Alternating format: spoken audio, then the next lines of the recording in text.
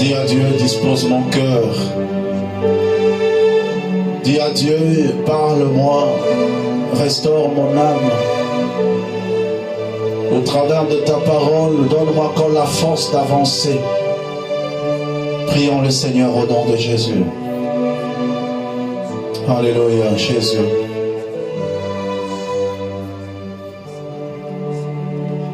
Masia alingi tikana embela yenze moyo akufera kingaina ikusu naende nazinobi ema masia alingi mingi tikana embela yenze moyo akufera kingaina ikusu naende nazinobi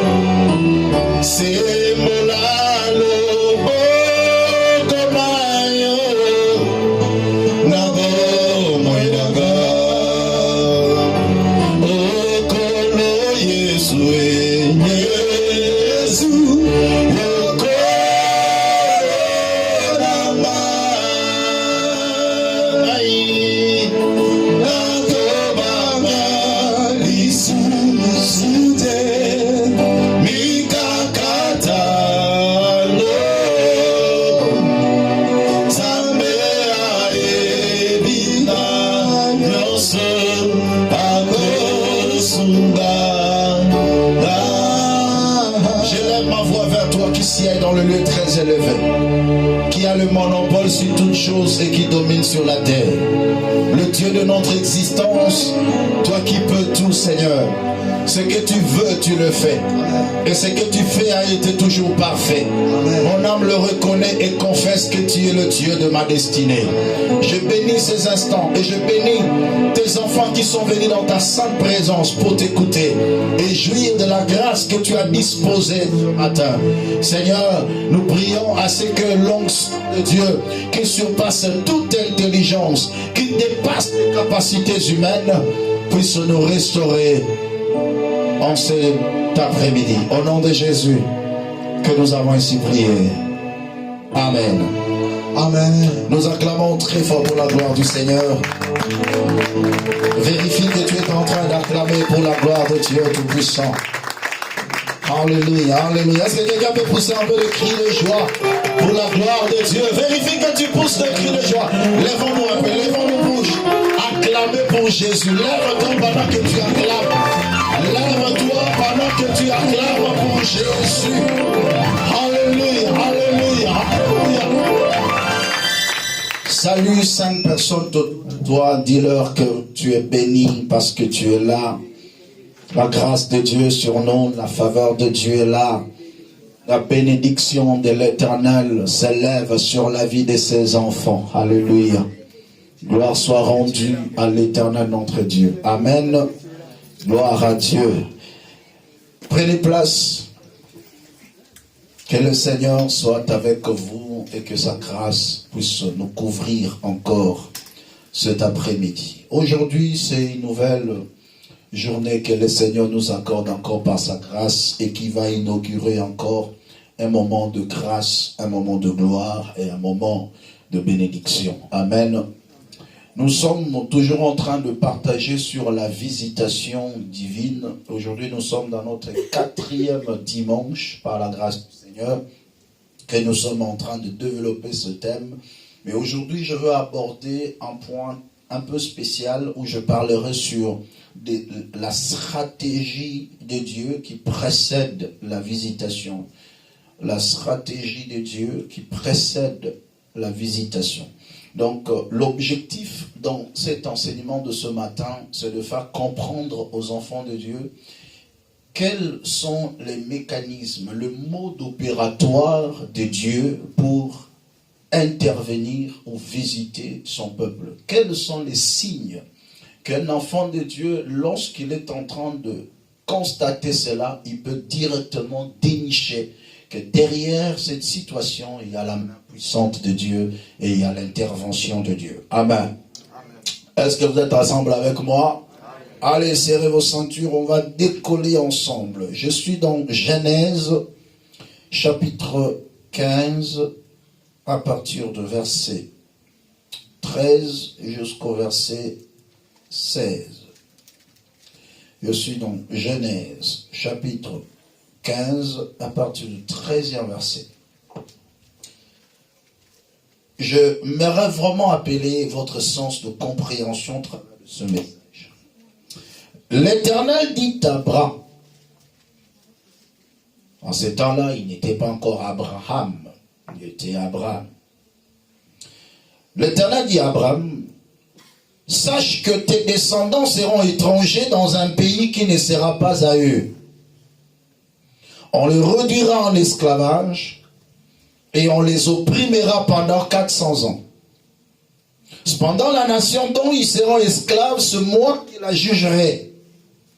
Et ils sortiront ensuite. Continuez. Soyez avec moi. Ils sortiront ensuite. Soulignez cela dans votre Bible parce que ça sera l'un des points saillants que je veux développer dans ce programme d'enseignement. Quant à toi, tu iras dans la paix rejoindre tes ancêtres. Tu seras enterré après une heureuse vieillesse. Ce n'est qu'à la 4e génération qu'ils reviendront ici, car la faute des Amoréens n'est pas encore à son comble. Le second parle, car l'iniquité des Amoréens ne sont pas encore à son comble. Parole du Seigneur. l'Éternel donne une prophétie à Abraham. Suivez-moi bien. Il donne une prophétie à Abraham en disant que tes descendants iront en captivité dans un pays qui ne sera pas le leur. Mais pendant que Dieu est en train de parler de ta descendance, Abraham était stérile avec sa femme. Alléluia. Sarah, ou Sarai à cette époque, n'avait pas encore d'enfant. Nous sommes dans Genèse 15, où Abraham n'a que la promesse. Mais Dieu est en train de le confirmer que tes descendants iront en captivité dans un pays qui ne sera pas le leur. Parfois, lorsque Dieu parle de choses dans ta vie, toi tu regardes le présent, mais Dieu voit le futur. Je déclare et je prophétise sur quelqu'un. Ton présent n'a rien à voir avec le futur que Dieu destine pour toi. Même si aujourd'hui tu es encore avide, mais tu as quelque chose dans le plan de Dieu. Celui qui était stérile, mais Dieu est en train de dire, tes descendants iront en captivité dans un pays qui ne sera pas le leur. Mais il précise dans la prophétie en disant, pendant 400 ans, ils seront esclaves dans un pays. Il donne une raison. Parce que ici, l'iniquité des Amoréens ne sont pas encore à leur comble. Car tes descendants qui iront en captivité reviendront dans ce pays. Qu'est-ce que Dieu est en train de manigancer? Qu'est-ce que Dieu est en train de préparer? Il dit, tes descendants iront dans un pays qui ne sera pas le leur. Mais après 400 ans, ils reviendront dans ce pays parce que l'iniquité des Amoréens ne sont pas encore à leur comble. Bien aimé, les pensées et le mode de travail de Dieu sont toujours incomprises par les hommes. Vous savez, parfois, nous sommes pressés de critiquer le voie de Dieu. Nous sommes pressés de critiquer le mode opératoire de Dieu. Mais sans pour autant avoir le discernement du plan que l'Éternel Dieu est en train de mettre en place. Je suis venu dire à quelqu'un aujourd'hui que Dieu est un grand stratège. Dieu est celui qui met en place des choses que l'humain ne peut pas comprendre. Et pendant que nous vivons ces choses, nous ne pouvons pas le maîtriser, nous ne pouvons pas le comprendre parce que sinon il n'est plus Dieu. La Bible déclare, la gloire du roi c'est de sonder les choses. Mais la gloire de Dieu c'est de cacher les choses. Mais comprenons simplement, je vais simplifier mon enseignement. Il y a un point X qui est Canaan. Et il y a un point Y qui est le lieu d'esclavage. Le peuple était dans le point X. Mais Dieu dit que ce peuple ira en captivité dans un pays autre qui n'est pas le leur. Mais après 400 ans, je veux le ramener dans ce pays. Est-ce que vous êtes avec moi? Lisons un deuxième verset avant que j'entre en profondeur. Exode chapitre 3, le verset 7 à 10. Exode chapitre 3, le verset 7 à 10. L'Éternel dit, j'ai vu la souffrance de mon peuple qui est en Égypte. Et j'ai entendu le cri qu'il pousse devant ses oppresseurs. Oui, je connais ses douleurs. Je suis descendu pour les délivrer de la domination des Égyptiens et pour les faire monter dans ce pays, jusque dans un bon et vaste pays, un pays où coule le lait et le miel. C'est l'endroit qu'habitent les Cananéens, les Étiens, les Amoréens, les Phérésiens, les Éviens, les Jébusiens. Maintenant, le cri des enfants d'Israël sont venus jusqu'à moi.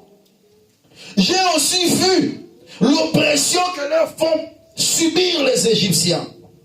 Il dit maintenant Moïse, maintenant, vas-y, je t'enverrai vers Pharaon et tu feras sortir d'Égypte mon peuple, les enfants d'Israël. Parole du Seigneur.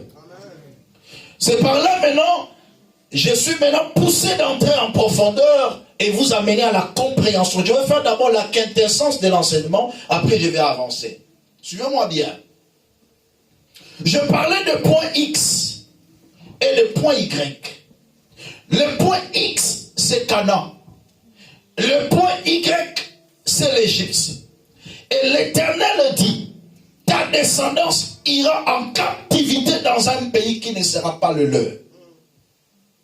Pourquoi il donne la cause? Parce que ce pays, il y a une impureté dans ce pays. L'Éternel avait un travail à faire sur Canaan. Et dans la vision de Dieu, il aime donner quelque chose de bon à son peuple. Parce que la Bible déclare, tout don parfait vient de Dieu. Et toute grâce excellente descend d'en haut auprès du Père. Lorsque Dieu te donne quelque chose, il faut que tu en jouisses. Il faut que tu sois en paix. Et il faut que tu sois dans la joie. Alléluia. Mais tandis que Canaan, c'était encore un pays où on parlait encore de l'iniquité. Mais lorsque l'Éternel dit, ta descendance ira en captivité, mais après 400 ans, qu'est-ce que je comprends par là? Après 400 ans, ils vont revenir ici. Mais la question se pose, pourquoi ne pas seulement rester là? Pourquoi aller dans l'esclavage? Après revenir ici, les modes opératoires de Dieu n'est pas compris. Mais ce qui attire encore mon attention dans cet enseignement, c'est quoi? C'est ce que l'Éternel est en train de dire à Moïse. Là, nous sommes à la porte des 400 ans. Dieu revient maintenant auprès de Moïse en disant à Moïse, j'ai vu la souffrance de mon peuple. Mais la question se pose, Seigneur, depuis longtemps tu étais où? J'ai vu, j'ai entendu les cris que leur font pousser ces oppresseurs. Et je suis descendu. Mais la plus grande des questions était, Seigneur, tu étais où pendant que ce peuple criait? C'est ça la question que tu poses à Dieu aussi. Seigneur, dans ma vie, tu es où? Pourquoi ces souffrances? Pourquoi toutes ces peines? Pourquoi je ne mange pas bien? Pourquoi je souffre? Pourquoi je suis malade? Il y a tant de questions que nous nous posons.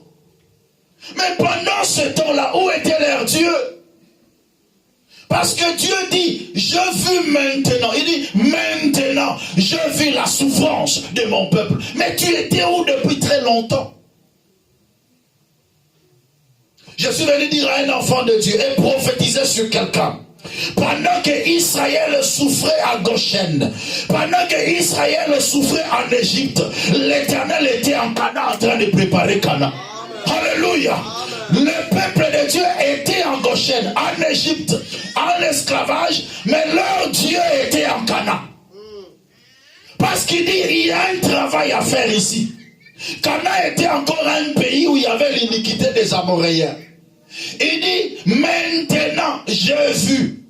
Pendant que je préparais, je ne pouvais pas voir. Et même si je vois, je fais quoi? Alléluia. Même si je vois, même si j'entends, mais je prépare quelque chose qui est très précieux. Je suis venu dire à quelqu'un, là où toi tu pleures, Dieu est en train de préparer ta bénédiction. Là où toi tu gémis, Dieu est en train de préparer ton élévation. Il y a une bénédiction que Dieu est en train de préparer quelque part. Alléluia.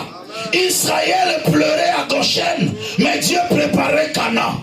Et lorsqu'il a fini de préparer Canaan, c'est alors qu'il s'élève pour dire, je vais le prendre pour le ramener, non plus dans un pays plein d'iniquité, mais dans un bon et vaste pays où coule le lait et le miel.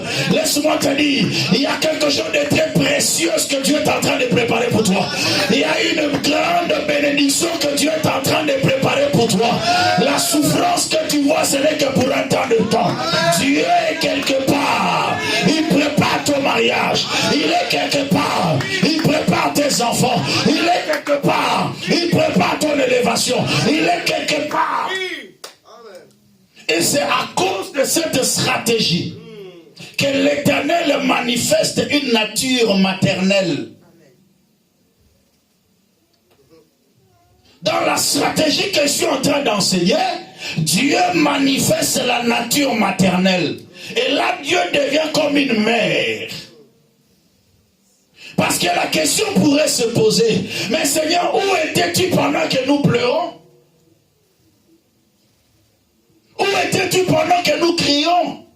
Mais la Bible déclare, l'Éternel dit, je vis la souffrance de mon peuple. Parlons du connu pour faire sortir l'inconnu. Dans la nature maternelle de Dieu, Dieu s'élève maintenant comme une mère. Vous savez, toute maman qui prépare la nourriture ne peut pas prêter attention aux cris de ses enfants. Une bonne mère se concentre à sa cuisine. Elle ne regarde pas l'enfant de peur. Lorsqu'il va prêter attention sur les cris de l'enfant, il risque d'anticiper les choses et donner à l'enfant une nourriture qui n'est pas bien cuite. Ainsi l'Éternel Dieu, dans sa nature maternelle, il se concentre à préparer ta bénédiction, mais là tu es en train de souffrir de faim. Mais Seigneur, je faim. Mais aujourd'hui, il te répond, mais je prépare pour toi. Seigneur, je souffre, mais je prépare cette bénédiction pour toi. Et lorsque la maman va terminer de préparer, c'est alors qu'il va appeler maintenant son fils. Quand maman termine de préparer, c'est alors qu'il peut voir et écouter le cri de son enfant. Mais pendant qu'il prépare, il ne regarde pas l'enfant. Il se concentre à sa bénédiction. Là, c'est la première dimension.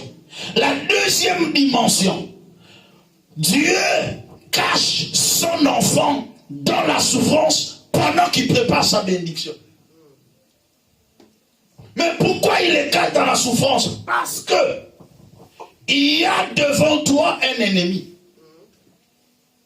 qui ne porte attention que tout ce qui s'élève et qui bouge. Il tire sur tout ce qui bouge. Mais pendant que l'homme est dans la souffrance, l'ennemi peut se dire, je l'ai déjà achevé. C'est fini pour lui. Dieu peut attendre même que le diable te mette dans un état presque chaos. Mais cependant, il est quelque part, il prépare ta bénédiction. On t'a oublié dans la nature. À l'instar de Joseph, vendu comme un esclave, entré dans la prison. Même celui à qui il a aidé dans la prison en interprétant son songe, quand il est sorti, il a oublié. Et même le diable l'a oublié qu'il existait. Alléluia. Mais pendant le temps de son oubli, son Dieu ne l'a pas oublié. Son Dieu préparait le trône pour lui. Je suis venu dire à quelqu'un, dans la prison où tu te trouves, ton Dieu prépare un trône pour toi. Et lorsqu'il se lèvera, il te prendra de la prison au trône, de l'obscurité à la lumière, de l'eau de bar au palais royal. Alléluia. Il est temps que chaque enfant de Dieu réalise, même si le monde t'oublie, Dieu ne t'a pas oublié. Ah, il est semblable à une mère. Je suis dans Ésaïe chapitre 49, le verset 15. Ésaïe 49, verset 15, la Bible déclare, une mère, une femme, oublie-t-elle l'enfant qu'elle allait? N'a-t-elle pas pitié du fruit de ses entrailles? Même si elle l'oublierait, moi l'Éternel ton Dieu, je ne t'oublierai jamais.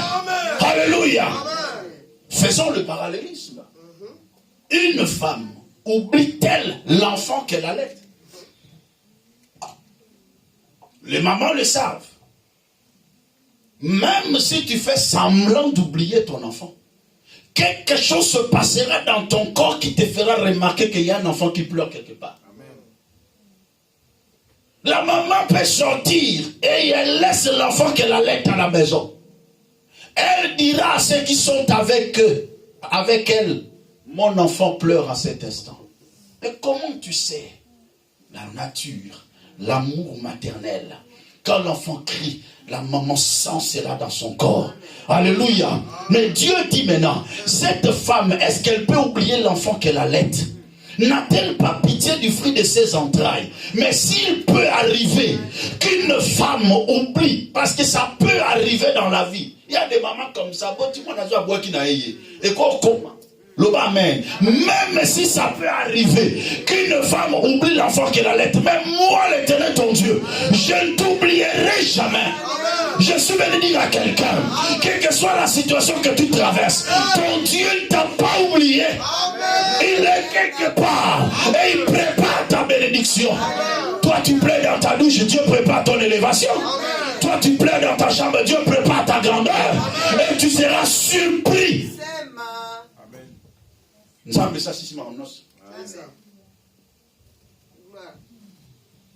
Alléluia. Alléluia. Mais ce que j'aime Dieu, vous savez, Dieu est bon.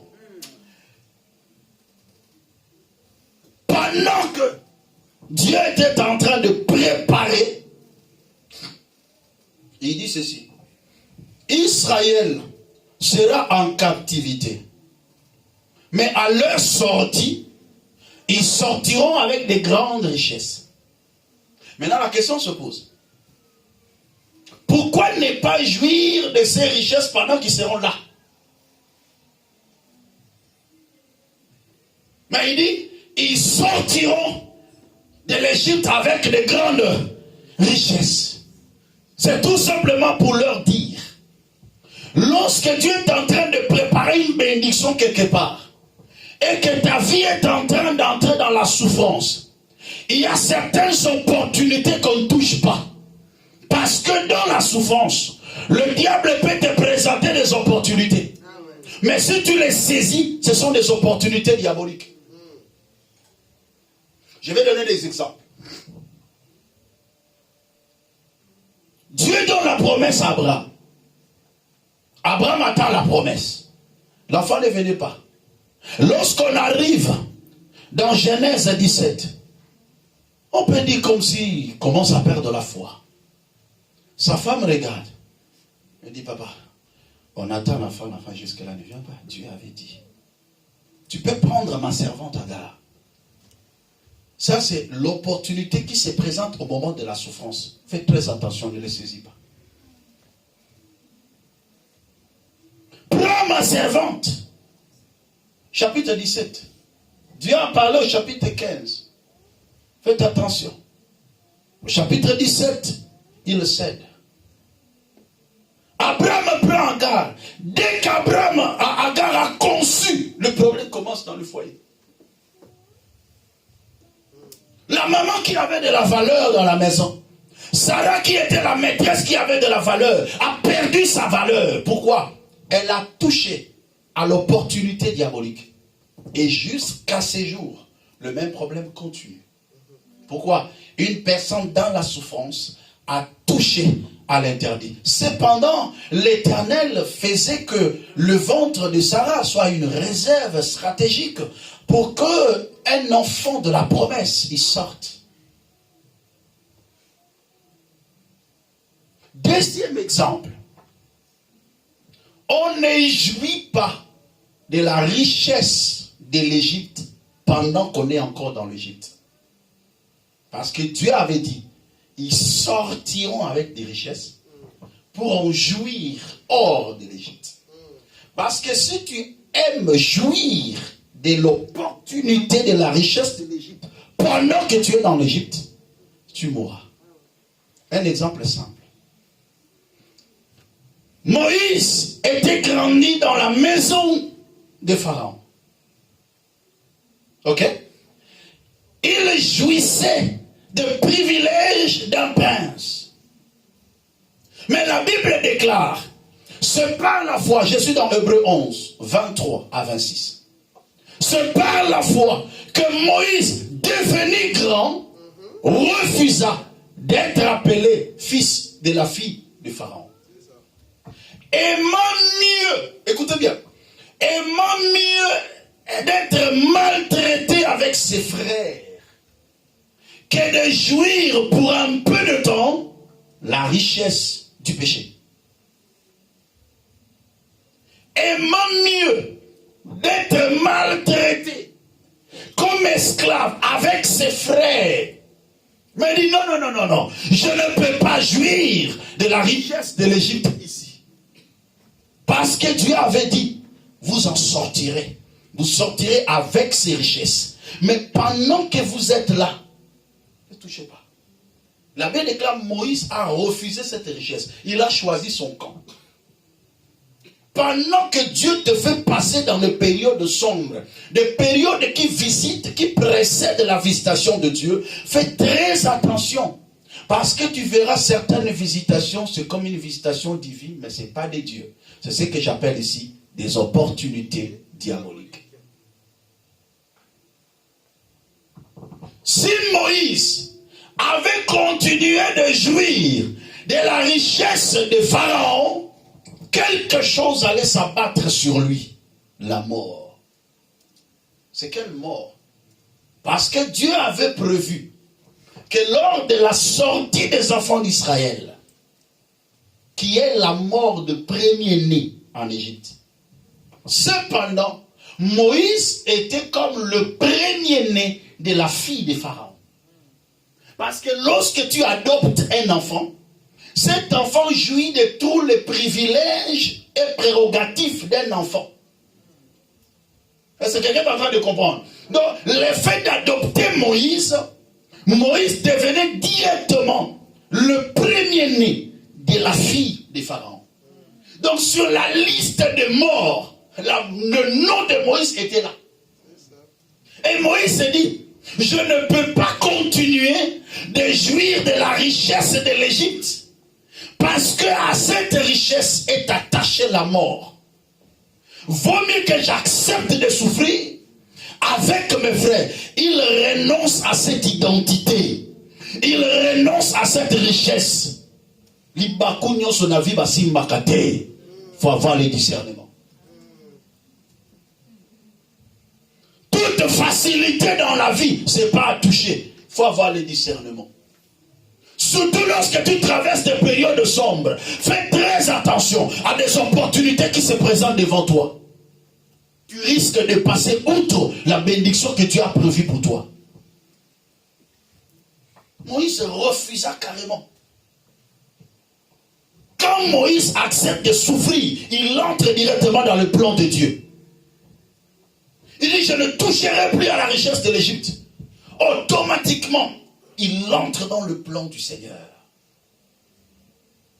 Dieu a besoin aujourd'hui des hommes et des femmes qui supportent patiemment les épreuves, qui supportent parfois des périodes sombres, et ils attendent l'intervention de Dieu. La souffrance que tu vois, Dieu est en train d'embrouiller l'esprit de tes adversaires, mais entre-temps, il prépare ton élévation. Et au moment opportun, il te fera voir sa gloire. La souffrance pour un enfant de Dieu constitue comme un lieu de refuge. Il y a certaines souffrances que Dieu permet que ça passe dans notre vie pour nous cacher. Il dit, cache-toi ici, dans cette souffrance, et moi je prépare ton élévation. Et pendant que tu es caché là-bas, tu te forges. Dieu te prépare, Dieu te rend solide, il t'enseigne des choses. Afin que lorsqu'il va terminer maintenant son travail, il te dira, tu peux maintenant sortir. Ce n'est plus le temps de se cacher.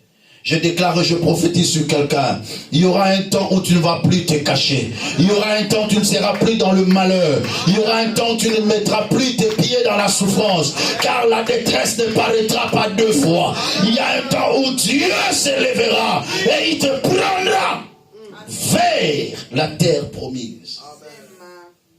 Lorsqu'il revient à Moïse, il dit, ils vont aller non plus dans un lieu plein d'iniquité, mais dans un bon et vaste pays. Dans un pays où coule le lait et le miel. Bien-aimés dans le Seigneur, j'aimerais vous amener encore à comprendre une chose. Je vais lire les Saintes Écritures. Je suis dans Exode, chapitre 13. Exode, chapitre 13. Écoutez ce qui se passe maintenant lors de la sortie d'Israël. Exode, chapitre 13. Je vais lire à partir du verset 17. Tu consacreras tout premier-né à l'Éternel.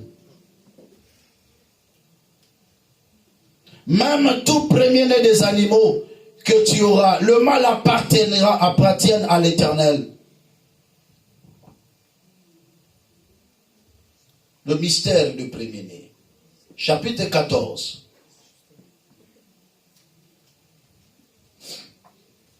Verset 15. Chapitre 14, le verset 15. Je vais entrer dans une deuxième dimension de ce message. Excusez-moi. Exode 14. Je remonte un peu en haut pour que vous puissiez avoir plus d'idées. Verset 1er. Parle aux Israélites, Exode 14, qu'ils reviennent camper devant Pi-Hahiroth, entre Migdol et la mer, vis-à-vis de Baal-Tzephon. C'est en face de cet endroit que vous camperez près de la mer. Le Pharaon dira des Israélites, ils sont perdus dans le désert. Et qu'est-ce qui va se passer? Ils sont perdus dans le pays, prisonniers du désert. J'endurcirai le cœur de Pharaon et il le poursuivra. Mais le Pharaon et toute son armée serviront à faire éclater ma gloire. Et les Égyptiens sauront que je suis l'Éternel. Tout se passe ainsi. Ou tout se passant ainsi. En annonçant au roi d'Égypte que le peuple avait pris la fuite. Alors, les dispositions du cœur de Pharaon et de ses serviteurs envers le peuple changèrent. Ils se dirent, qu'avons-nous fait en laissant partir Israël?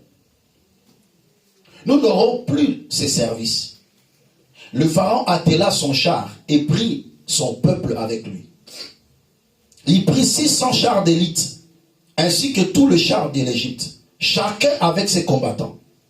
L'Éternel endurcit le cœur de Pharaon, roi d'Égypte, et le Pharaon poursuivit les Israélites. Pourtant, les Israélites étaient sortis ouvertement d'Égypte. Les Égyptiens le poursuivirent, et tous les chevaux et les chars du Pharaon. Ses cavaliers et son armée le rattrapèrent alors qu'ils campèrent près de la mer vers Pi-Hahiroth, vis-à-vis de Baal-Tzephon. Le Pharaon approchait. Les Israélites se levèrent les yeux et virent que les Égyptiens étaient en marche derrière eux.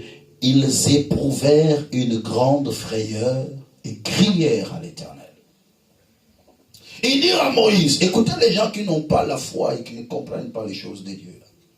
Est-ce que c'est ça, c'est parce que nous te disions, il y avait des tombeaux en Égypte et que tu nous as emmenés dans le désert pour y mourir? Que nous as-tu fait en nous faisant sortir de l'Égypte? N'est-ce pas précisément ce que nous te disions en Égypte? Laisse-nous servir les Égyptiens, car nous préférons être esclaves des Égyptiens plutôt que de mourir dans le désert. On ne s'habitue jamais dans la souffrance. Alléluia. Un enfant de Dieu ne peut jamais être habitué à la souffrance. Il n'y a que Jésus, un seul homme de douleur, un seul est habitué à la souffrance, c'est Christ. C'est pas toi.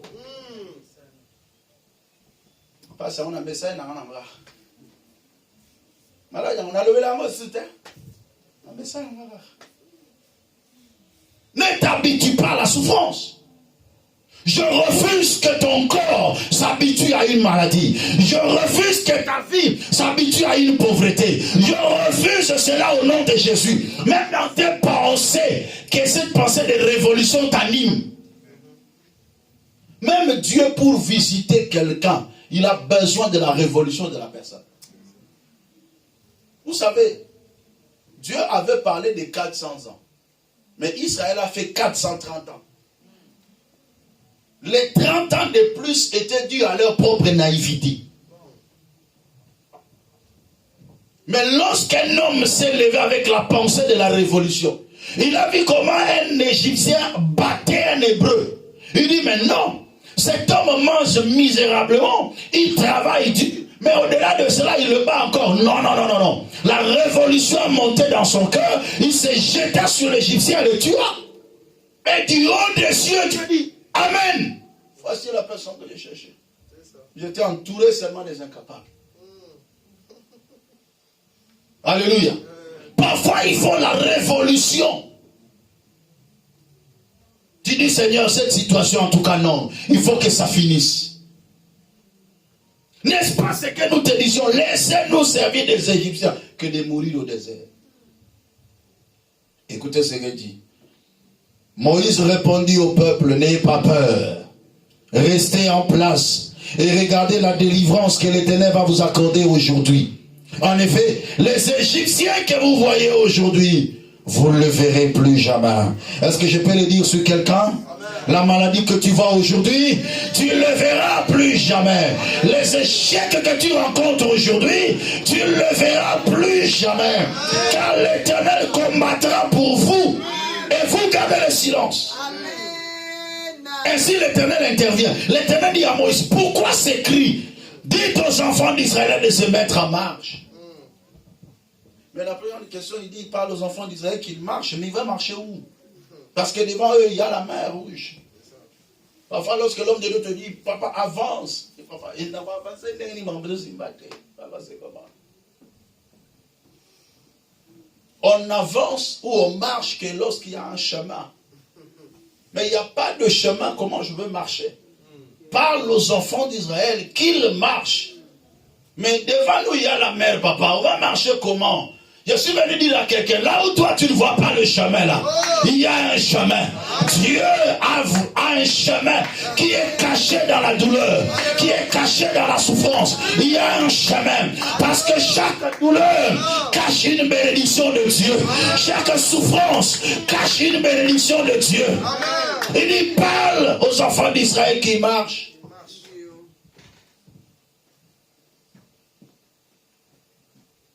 Et toi, lève ton bâton, tends ta main sur la mer et fends-la.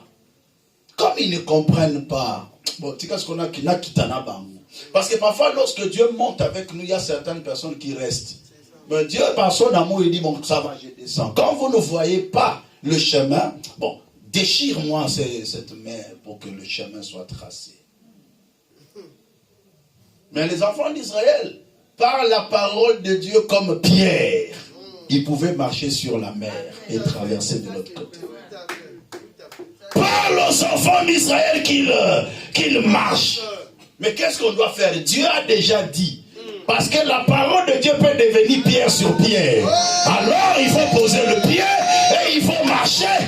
Alléluia. Qu'est-ce que tu attends pour bouger? Dieu te dit avance, bouge. Mais tu dis, mais pasteur, je ne peux pas. Non, dis je peux et tu te lèves. Parce qu'il y a certaines choses, Dieu ne va pas t'aider. Il faut que ta foi agisse. Non, cet homme, devant la piscine de Bethesda, disait toujours, je n'ai personne pour me jeter dans la piscine. Mais Dieu dit, moi aussi, je ne peux pas t'aider. Mais lève-toi, prends ton lit et marche. Il n'y a personne qui va t'aider, mais c'est toi-même qui dois se lever.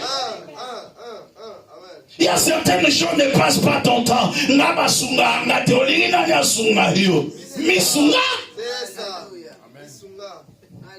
Alléluia. Ce mouton sunga ça te sali. Misunga. Alléluia. Dieu a déjà parlé. Et quand Dieu parle, il se repose. Quand Dieu parle, il ne continue plus. Beaucoup de gens font rentrer les seigneurs dans le chantier. Cependant, il a déjà parlé, il a fini son travail.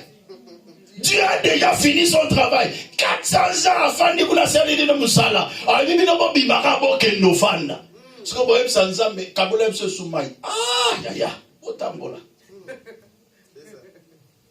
Il y a des choses que Dieu a déjà fait pour toi. Mais c'est maintenant ta foi. Bien aimé, c'est ta foi qui va déclencher maintenant la visitation de Dieu. C'est ton mouvement qui va simplifier les choses. Ne reste plus collé sur toi-même. Ne pensez plus aux événements passés. Ne te sous-estime pas à cause des échecs passés. Il y a une chose nouvelle que Dieu a fait. Alors lève-toi et avance.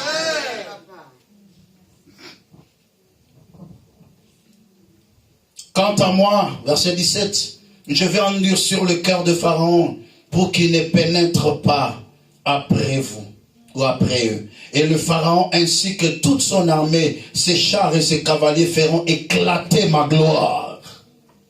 Écoutez-moi, verset 18. Les Égyptiens sauront que je suis l'Éternel quand le Pharaon, ses chars et ses cavaliers auront fait éclater ma gloire. Écoutez maintenant ça. L'ange de Dieu qui marchait devant le camp d'Israël, fait quoi? Quitta cette position et marcha derrière eux. Et la colonne de nuée qui le précédait fit de même. Dans ta vie, dans la stratégie de Dieu, il y aura le moment où tu ne verras plus Dieu. Il le voyait devant eux, marchait devant eux et les conduire. Il y a certains moments où tu ne verras plus Dieu dans ta vie. Si tu ne vois plus Dieu devant toi, c'est qu'il est derrière toi. Amen. Dieu peut se métamorphoser par rapport à la mission et au travail qu'il fait à ce moment-là. L'absence de Dieu devant toi ne prouve pas que Dieu t'a abandonné. Mais Dieu a changé de position. Dis après moi, Dieu a changé de position. Je suis venu dire à quelqu'un, Dieu peut prendre plusieurs positions en fonction de tes combats. En fonction des réalités auxquelles tu es exposé. Un enfant de Dieu ne peut pas être pressé de critiquer les voies de Dieu. Parce que souvent les bénédictions de Dieu ne viennent pas de la même manière dont nous pensons que ça peut venir. Mais Dieu étant un Dieu de multi-opérations, multi-systèmes, il peut se déguiser, il peut changer de position et de forme. Si tu ne vois pas Dieu devant toi, ne dis pas qu'il m'a abandonné. Il est derrière toi parce que la mission en ce net moment, c'est être derrière toi pour mettre une barrière entre les Égyptiens et toi. Alléluia. La Bible déclare, la colonne de nuée tourna derrière les enfants d'Israël. Et dans la face des enfants d'Israël, il éclairait, mais dans l'autre face des Égyptiens, il les noircissait. Nangamba l'Égypto, mon lilie, Nangamba Israël, pour le bimie, Bisika e soza e banaka, présence naye, pour les nanga, Sandukwa mimbeko, ke yuapie, Ekeko tombola, obede dome, Bisika e soza e banaka, présence naye pour le nangaye eswazali awa eswazali awa eswazali awa eswazali awa. Parle aux enfants d'Israël qu'ils marchent. Dieu est en train de mettre tout en place. Yo ça la part la responsabilité. Nous avons à ça la part. Dieu s'occupera de tes ennemis et toi tu avances vers ta destinée. Alléluia. Il y a un Canaan qui est devant toi. Alors avance. Ne passe pas ton temps. Il y a des Égyptiens derrière nous. Mais non, on t'a dit de sortir pour aller en Canaan. On t'a dit quoi? Pour aller où? Mais pourquoi tu passes ton temps à regarder les Égyptiens? Les Égyptiens font partie du passé. Ce que tu as connu hier, ça fait partie du passé. Ce que tu as connu avant de rentrer ici, ça fait partie du passé. Même ce que tu as connu dans l'avenue là, ça fait partie du passé. Dieu te dit, vas-y, il y a un Canaan. J'ai préparé déjà, j'ai fait un travail. J'ai préparé Canaan devant toi. Tu dois monter pour prendre possession de ce Canaan. Il y a une bénédiction devant toi. Ne passe pas ton temps dans des choses éphémères. Ne touche pas aux petits péchés, des bénédictions de miettes causées par le mal. Concentre-toi sur l'essentiel. Il y a une grande bénédiction que Dieu prévoit pour toi. Que le Seigneur vous bénisse. Et que Dieu bénisse sa parole. Est-ce qu'on peut s'élever pour prier le Seigneur? Alléluia. Certaines souffrances précèdent la visitation de Dieu. Tu vois, les choses s'amplifient, s'endurcissent davantage. Mais ça te rapproche de la bénédiction de Dieu. Dis à Dieu, je ne lâcherai pas la prise. Je n'abandonnerai pas. Même si tu étais déjà prêt pour abandonner. Tu étais prêt pour toucher au péché. Non, ne touche pas.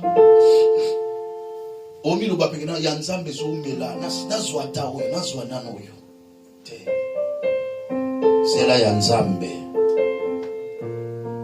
Est-ce que ça Moïse que j'accepte la souffrance, mais je ne veux pas la jouissance du péché? Est-ce que quelqu'un peut prendre une décision pour dire que la souffrance ne peut pas me pousser dans le péché, de peur de rater la visitation de Dieu? Commence d'abord à dire merci à Dieu pour cette parole. Prions tous ensemble au nom de Jésus. Alléluia. Parle à ton Créateur. Dis à Dieu merci pour ce message. Dis à Dieu, j'ai besoin que tu m'aides. J'ai besoin que tu me soutiennes. Je te dis merci pour ta parole. Oh Dieu Tout-Puissant, Prince de paix, Prince de vie, tu n'abandonnes pas tes enfants. Yahweh, tu n'oublies pas tes siens. Quelle que soit l'étendue, mais tu prépares pour nous ce qui est plus meilleur. Yahweh, je prie au nom de Jésus que tu t'élèves dans la vie de tes enfants, que tu manifestes ta puissance et ta gloire, que tu visites tes enfants maintenant, Seigneur, par la vertu du Saint-Esprit et par la puissance de Dieu. Je déclare que la gloire de Dieu soit sur toi. Je déclare que la main de Dieu soit sur ta vie. Je déclare que la puissance de Dieu t'amène dans une dimension que le Seigneur a prévue pour toi. Ce que Dieu a destiné pour ta vie, personne ne peut le bloquer.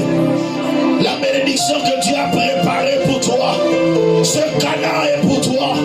Dieu l'a préparé pour toi. Ne cède pas aux opportunités diaboliques. Ne tende pas la main au péché. Ne tends pas la main vers l'iniquité. Oh Dieu, Ibarebo Sakalaba Chandere Badike, Ikalimo Sende Rebedego.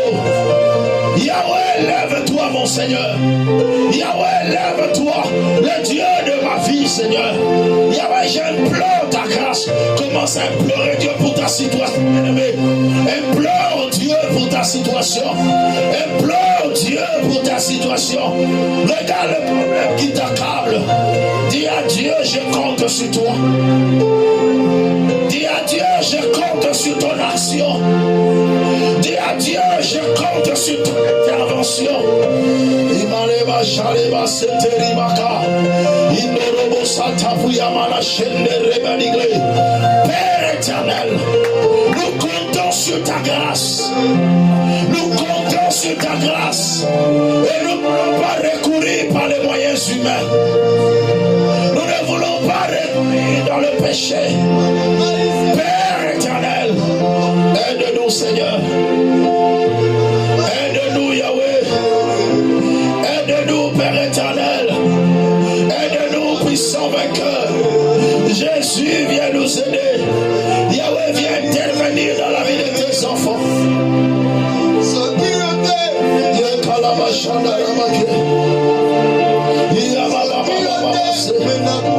Yahweh, lève-toi. Bien-aimé, expose ton problème à l'Éternel.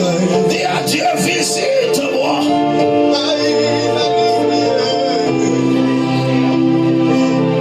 Visite-moi, Seigneur. Fais-moi sortir de cette insuffisance. Fais sortir tes enfants, mon Dieu, de l'esclavage, de la maladie, de la pauvreté, des blocages, de sécheresse, au nom puissant de Jésus. Il est écrit, le peuple longtemps assis dans le ténèbre voit venir une grande lumière. C'est qui est dans l'ombre de la mort, la lumière de Dieu resplendit. Que la lumière de Dieu luise dans ta vie au nom de Jésus. Que la lumière de Dieu éclaire ta destinée. Que la lumière de Dieu éclaire ta santé. Dans le nom puissant de Jésus-Christ.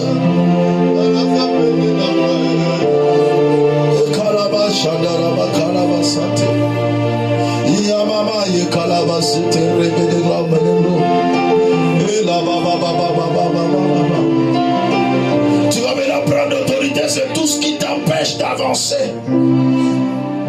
L'Éternel parle, il dit avancez.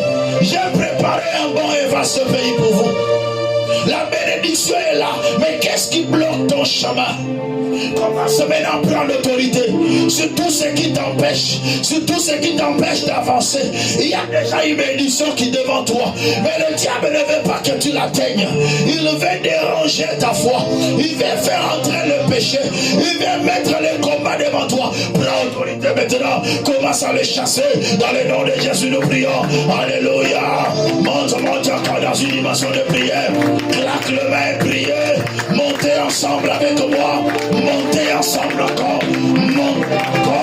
Montez encore en prière. Au nom puissant de Jésus. Tout ce qui barricade mon chemin, tout ce qui m'empêche, tout ce qui me crée de retard sur le parcours de ma vie, Jésus, je le détruis, je le condamne, je l'anéantis, je l'annule par la vertu du Saint-Esprit et par la puissance de Dieu. Dans le nom puissant de Jésus, dans le nom puissant de Jésus, je détruis les œuvres du diable, je condamne le diable, je détruis tout ce qui est de l'ennemi. Dans le nom puissant de Jésus, tout ce qui n'est pas de Dieu soit condamné, tout ce qui n'est pas de Dieu soit annulé, que le plan du diable soit annulé, que le plan de l'ennemi soit annulé. Dans le nom puissant de Jésus, dans le nom puissant de Jésus, dans le nom puissant de Jésus,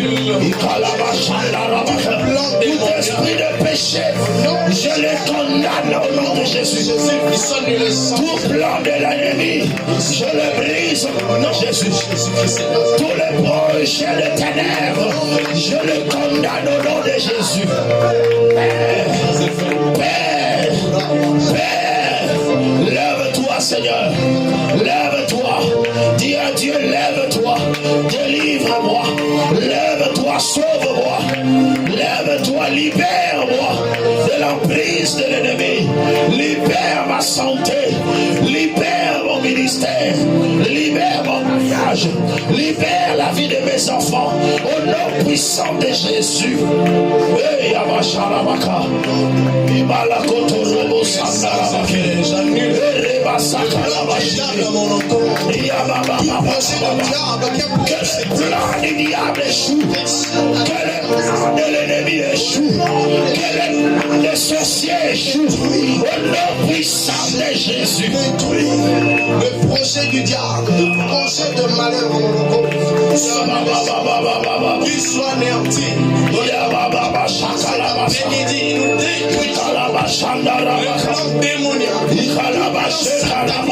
sur ma vie, sur ma femme et mes enfants, sur mes parents, sur mes frères et sœurs, qui soient sur l'essence de faire. Le plan du diable contre cette assemblée, je l'anéantis, je le détruis.